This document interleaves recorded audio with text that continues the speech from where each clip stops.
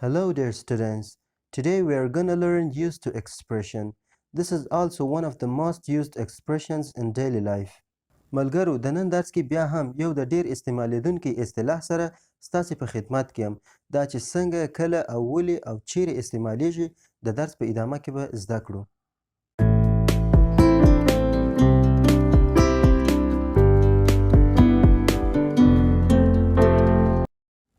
Used to plus base form of the verb, or also we can say first form of the verb. It is an expression. We use it to show a habit, a situation, or an event in the past, but no longer exists in the present, and it means to have the habit of. ملګرو used to یو اصطلاح ده. موږ هغه مهال استعمالو کوم چې غواړو خپل د تیر وخت د عادتونو په باره کې خبرې وکړو. هغه عادتونه چې پخوا مو درلودل او اوس یې نه لرو. مثلا I used to come to course by car when I was 10. زه به کورس ته په موټر کې راتلم کله چې زه لس کلن وم، یعنی اوس په موټر کې نه راځم. She used to eat dirty vegetables. دا به خیرن یا چټل سابه خوړل، یعنی پخوا یې داسې عادت درلودی او اوس یې نه خوري. We used to fly kites on the roofs. موږ به کاغذبادونه پر بام باندې په هوا کول، یعنی اوس یې نه کوو ځکه غټان شوي یو. My mom used to hit me every day. زما مور به زه هره ورځ وهلم. Used to play soccer every day. موږ به هره ورځ فوټبال لوبه کول. My mom used to wash my head. زما مور به زما سر راته وینځل. شوي جملو کې دا هغه کارونه وو چې پخوا زمانه کې زموږ عادت و یا پخوا زمانو کې یو داسې حالت و داسې کېدله او اوس هغسې نه کیږي.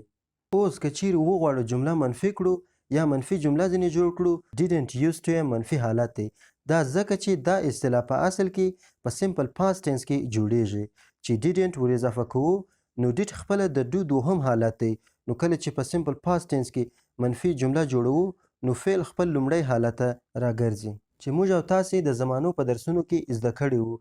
که چیرې غواړئ بیا هم د سمپل پاست ټینس د درس لینک د دې ویډیو په توضیحات یا ډسکرپشن کې ږدم او همدارنګه د درس په پای کې هم ږدم، بیا یې هم کتلی شئ. ښه نو اوس مو زده کړل چې د used to منفي حالت didn't used to دی، یعنی کله چې did ور اضافه کوو د used څخه ed لرې کیږي. ښه نو اوس راسئ چې منفي او سوالیه جملې جوړې کړو چې ډیر ساده او اسانه دی. I used to cry every day in childhood. ما به په وړکیتوب کې یا په ماشومتوب کې هره ورځ ژړله. اوس که چیرې منفي جمله جوړه کړو I didn't used to cry every day in my childhood. او که چیرې سوالیه کړو Did I used to cry every day in childhood? آیا ما په ماشومتوب کې هر وخت ژړله، هره ورځ ژړله؟ We used to eat a lot of burgers. موږ به ډیر برګر خوړله.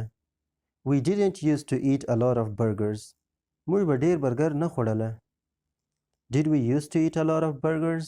آیا موږ به ډیر برګر خوړله؟ ښه نو دوستانو د نن درس په همدې ځای پای ته رسوو. که چیرې درس مو زده سوی وي، که چیرې څه ناسم زده کړی وي، مهرباني وکړئ په کومنټ کې یو مثال راته ولیکئ. زه به ډېر خوشحاله سم. که چیرې کومه پوښتنه لرئ مهرباني وکړئ پوښتنه مو په کومنټ کې ولیکئ. که چیرې نوی زموږ په چینل کې سره یو ځای سوي یاست سبسکرایب بټن ووهئ او زنګوله هم فعاله کړئ چې هر کله موږ نوی ویډیو اپلوډوو یوټیوب به تاسو ته خبر درکړي. تر راتلونکي درس په خدای پاک مو سپارم. And tell me what's wrong and why you never said you felt that way. And guess you're trying to